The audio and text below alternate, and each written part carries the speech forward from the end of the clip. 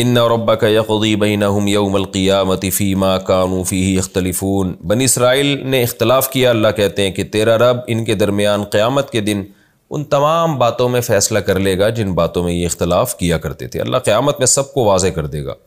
فَإِن كُنتَ فِي شَكٍّ مِّمَّا أَنزَلْنَا إِلَيْكَ، اے نبی، اے محمد صلی اللہ علیہ وسلم، اگر آپ شک میں ہیں اس قرآن کی طرف سے جو ہم نے آپ پر نازل کیا،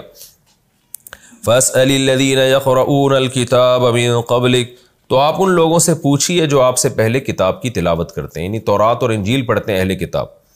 چونکہ یہ صورت مکہ میں نازل ہوئی ہے، سورہ یونس، مکہ میں نبی صلی اللہ علیہ وسلم کا اہل کتاب سے واسطہ نہیں پڑتا تھا۔ آپ صلی اللہ علیہ وسلم جب قرآن پڑھ کے لوگوں کو سناتے اور بتاتے اللہ کا کلام ہے تو وہ انکار کرتے تھے۔ تو قرآن نے ایک دلیل پیش کی ہے کہ آپ تو مکہ میں رہتے ہیں، یہاں تو بت پرست لوگ ہیں، یہاں پیغمبروں کی تعلیمات ہی نہیں ہیں، تو اے نبی اگر آپ کو اس قرآن کے بارے میں شک ہو رہا ہے کہ یہ اللہ کا کلام ہے یا معاذ اللہ کوئی شیطانی تصرف ہے، ظاہر ہے نبی کو تو شک ہو نہیں سکتا تھا، یہ تو ہمیں بتا، اگر نبی کو شک ہوتا نا تو آپ اس قرآن کو بیان کرنے میں اتنی تکلیفیں کیسے اٹھاتے؟ یوں کیوں کہتے کہ میرے ایک ہاتھ میں چاند رکھ دو، ایک ہاتھ میں سورج رکھ دو، پھر بھی میں اس دعوت سے پیچھے نہیں ہٹوں گا؟ یہ اس کی علامت ہے کہ آپ کو اس میں کوئی شک نہیں تھا، لیکن لوگوں کو بتانے کے لیے کہ بالفرض اگر نبی کو شک ہو رہا ہے تو ہم نبی سے بھی کہہ رہے ہیں کہ جا کے اہل کتاب سے پوچھیں، وہ آپ کو بتا دیں گے کہ واقعی یہ اللہ کا کلام ہے۔ تو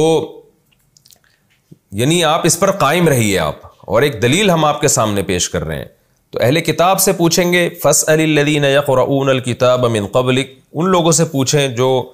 مکہ کے گرد و نواح میں رہتے ہیں، دور رہتے ہیں مکہ سے لیکن اہل کتاب ہیں، یا مکہ میں بھی مضافات میں کچھ اہل کتاب کے بعض افراد تھے، جیسے کہ حضرت خدیجہ رضی اللہ تعالی عنہ نبی صلی اللہ علیہ وسلم کو لے گئی تھیں، تو ان سے آپ پوچھئے تو وہ دلیل دیں گے کہ واقعی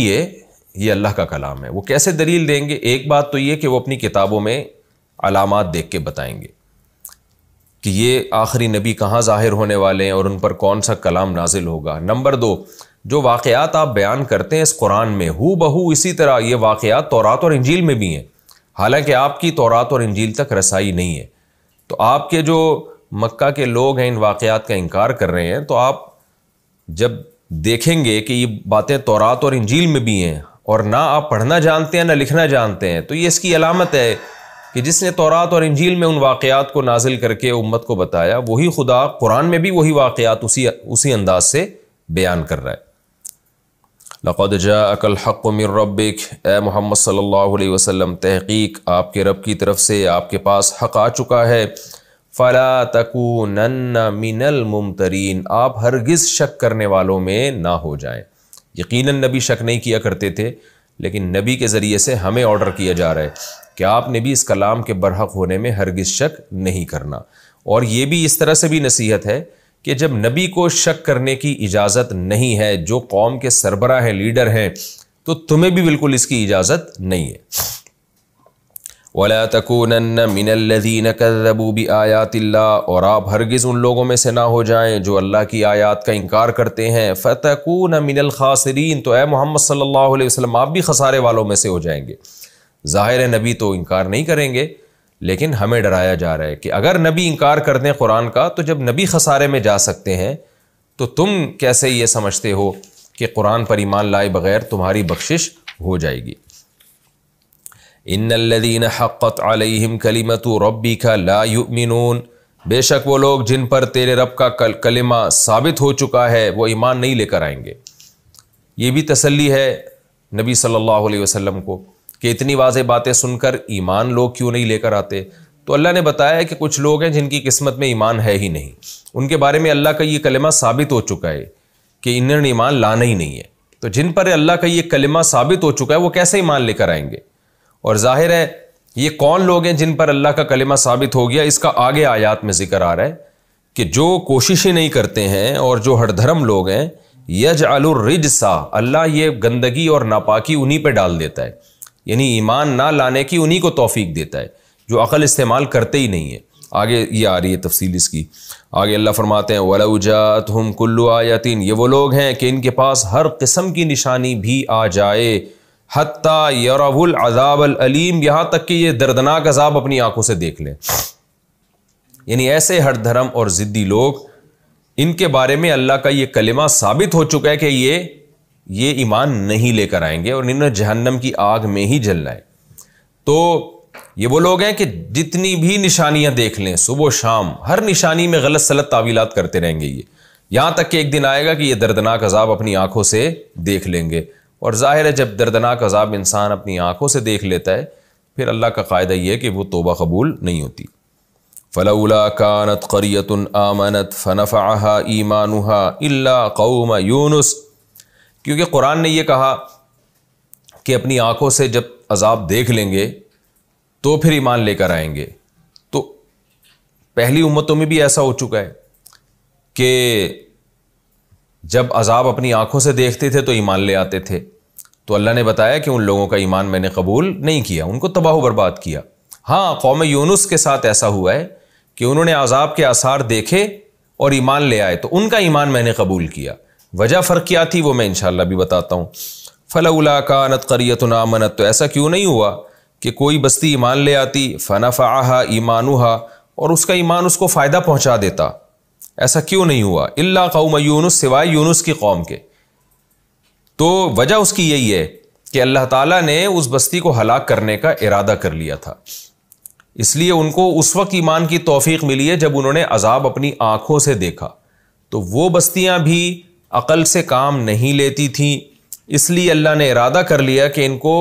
گمراہی پر ہی میں نے رکھنا ہے۔ نتیجتاً وہ جب عذاب انہوں نے اپنی آنکھوں سے دیکھا ہے اس وقت ایمان لے کر آئے ہیں، لیکن اس وقت ایمان لانا فائدہ مند نہیں ہوا۔ اب ایک اشکال ہو سکتا تھا کہ اللہ تو خود کہتا ہے کہ یونس علیہ السلام کی قوم نے عذاب دیکھا تو ایمان لے آئی، تو اللہ کہتے ہیں ہاں وہ میں مانتا ہوں کہ یونس کی قوم ایسی تھی جو عذاب دیکھ کر ایمان لے آئی تھی اور اس کا ایمان ان کو فائدہ بھی ہوا تھا۔ لیکن عام اصول تو یہی ہے کہ جب قوم عذاب دیکھ لیتی ہے، ایمان لاتی ہے، تو اس کا ایمان اس کو فائدہ نہیں پہنچاتا۔ لما آمنو، لیکن قوم یونس وہ قوم تھی جب وہ ایمان لے آئے، کشفنا عنہم عذاب الخزی فی الحیات الدنیا، تو ہم نے ان سے دنیا میں ذلت کا عذاب دور کر دیا، ذلت کا عذاب دور کر دیا۔ ومتعناہم الی حین، اور ایک خاص وقت تک کے لیے ہم نے ان کو فائدہ پہنچانا شروع کر دیا، جو دنیاوی فائدے ہوتے ہیں، جو زندگی سے جو فائدے ملے ہوئے ہیں، یعنی وہ فائدے جو انسان کھانے پینے کی لذتیں اور جو زندگی میں جو مزے آپ کو ملتے ہیں، ایک وقت یعنی ان کی موت تک کے لیے ہم نے اس کو ڈیلے کر دیا۔ تو یہ یونس علیہ السلام کی قوم کیوں ایمان لائی اور وہ کیوں اللہ نے عذاب ٹال دیا، اس کی وجہ یہ ہے کہ جتنی بستیاں پہلے ایمان لائی ہیں نا، وہ جب عذاب برسنا شروع ہوا ہے تو اس وقت ایمان لائی ہیں، تو ظاہر ہے اس وقت ایمان فائدہ نہیں پہنچاتا۔ جیسے آپ جب مرنے لگو اور موت کے فرشتے نظر آنا شروع ہو جائیں، غیب اپنی آنکھوں سے دیکھ لو تو اس ایمان کا فائدہ نہیں ہوتا۔ فرعون جیسے بالکل غرق ہوتے ہوئے ایمان لے کر آیا، اور قوم عاد اور قوم سمود نے کیا تھا کہ جب عذاب اپنی آنکھوں سے دیکھا اس وقت بھی مذاق اڑا رہے تھے۔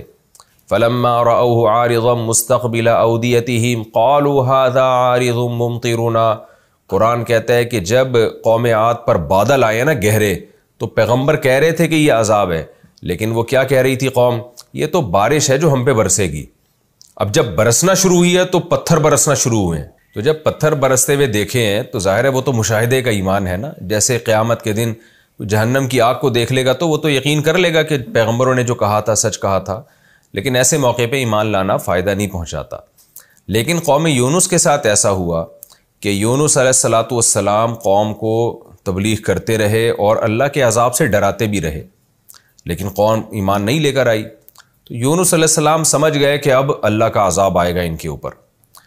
تو حالانکہ اللہ نے نہیں کہا یونس علیہ السلام کو کہ اب میں آپ عذاب بھیج رہا ہوں لہذا آپ یہاں سے چلے جائیں، تو لیکن یونس علیہ السلام سمجھ گئے کہ بھئی اللہ نے کہا تھا کہ عذاب آئے گا، تو ان کے دل میں اللہ کا خوف پیدا ہو گیا، خشیت کی وجہ سے وہ پہلے ہی نکل گئے اللہ سے براہ راست صراحتاً اجازت لیے بغیر۔ اللہ کے علم میں یہ بات تھی پہلے سے کہ اس قوم پہ جب عذاب آئے گا تو مکمل عذاب نہیں، عذاب کے آثار دیکھ کر یہ ڈر جائیں گے اور ایمان لے آئیں گے۔ تو جب بادل آئے ہیں اور عذاب کے اثرات آئے ہیں تو قوم عاد نے کیا کیا تھا؟ بادلوں کو دیکھ کے کہا کہ بارش برسے گی، یہ تو نیچرل ہے، لیکن یونس علیہ السلام کی قوم ڈر گئی کہ کہیں یہ وہی عذاب نہ ہو جس کا یونس علیہ السلام نے وعدہ کیا تھا، اور وہ یونس علیہ السلام بھی ہمیں چھوڑ کے چلے گئے ہیں تو کہیں کوئی بڑا مسئلہ نہ ہو جائے ہمارے ساتھ۔ تو ابھی عذاب برسنا شروع نہیں ہوا تھا تو فوراً وہ لوگ ایمان لے آئے، تو اللہ نے ان کے ایمان کو قبول کیا۔ تو اس سے پتہ چلتا ہے کہ اس کنڈیشن میں ایمان قبول ہوتا ہے کہ عذاب ابھی برسنا شروع نہیں ہوا، عذاب کے آثار نظر آ جائیں، اس لیے کہ یہ بھی ایک قسم کی آزمائش ہے۔ یونس علیہ السلام کی قوم اگر بہت زیادہ ضدی اور ہٹ دھرم ہوتی تو وہ بھی یہی تعویل کر لیتی، بھائی گہرے بادل تو نیچرل ہیں، وہ تو آتے ہیں، ہاں یہ موسم بادلوں کا نہیں ہے لیکن کبھی بے موسم میں بھی بادل آ جاتے ہیں، تو وہ بھی اس طرح کی فضول تعویلات کر لیتی جیسے کہ قوم عاد نے کی تھی، لیکن انہوں نے ایسی تعویلات نہیں کی، وہ ڈر گئے، انہوں نے کہا بھائی یہ وہی بات ہے، یہ وہی ہے، کیونکہ یونس علیہ السلام کا بستی سے چلے جانے سے بھی وہ ڈر گئے تھے کہ یہ واقعی یونس علیہ السلام تو جو بات کہتے تھے سچ نکلتی تھی، تو یہ واقعی وہی عذاب لگتا ہے جو جس کا یونس علیہ السلام سے اللہ نے وعدہ کیا تھا، بڑے گہرے بادل تھے تو وہ ڈر گئے۔ تو اللہ کہتے ہیں کہ صرف ایک یونس کی بستی ایسی تھی جو عذاب کے آثار دیکھ کر ایمان لے آئی، یونس علیہ السلام کے علاوہ جو پچھلی بستیاں تھیں عذاب دیکھ کر وہ ایمان نہیں لے کر آئیں، جب تک کہ عذاب کا کوڑا برسنا نہیں شروع ہو گیا، پھر ان کو یقین آیا، لیکن ایسی صورت میں ایمان فائدہ